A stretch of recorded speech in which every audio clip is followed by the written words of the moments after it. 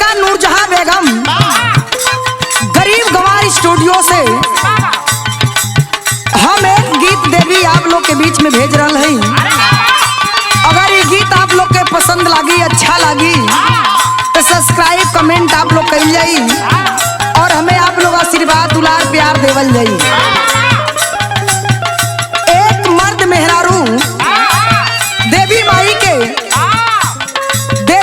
के व्रत हमें और पत्नी अपने सैया से गलत के सैया जी नवरात्र के महीना में 9 दिन लोग उपासना करेला और माई जान बाटे ए नवरात्र के महीना में बहुत खुश रहेली।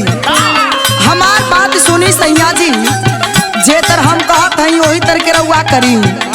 दुल्हन अपने मलिकार से कहत बा, कैसे कहले बा मास्टर?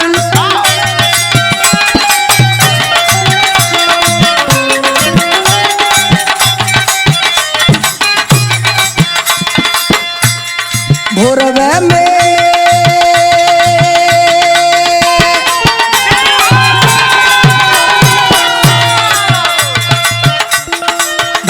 में आई है देवी मैया हो तनी कलसा भराई दी।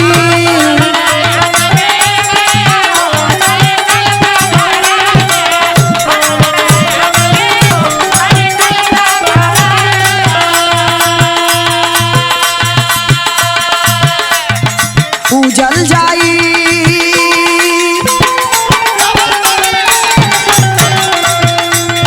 पूजल जाई माई के पैया हो तनी कलसा भराई दी।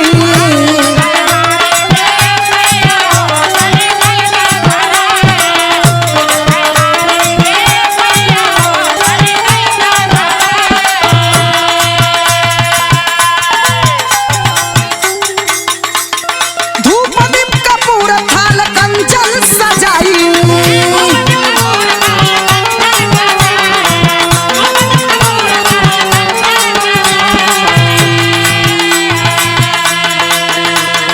गैया के घिउआ से दिया ना जलाई।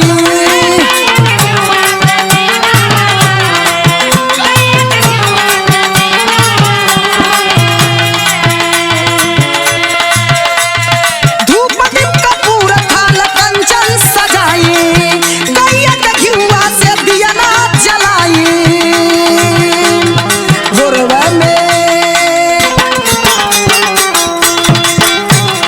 भोरवे में आई है देवी मैया हो तनी कलसा भराई दा।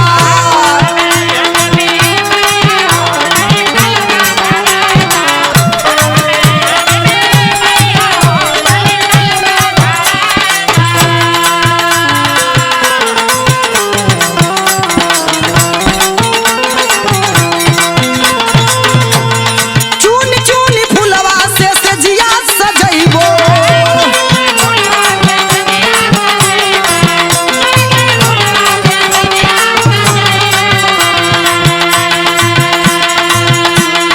निबिया के पतिया से बेनिया डोलैबो।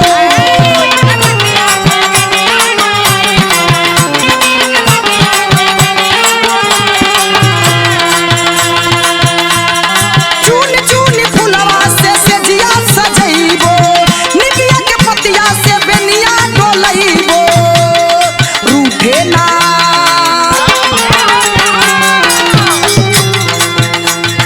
रूठे ना पैया देवी मैया हो तनी कलसा भराई दा।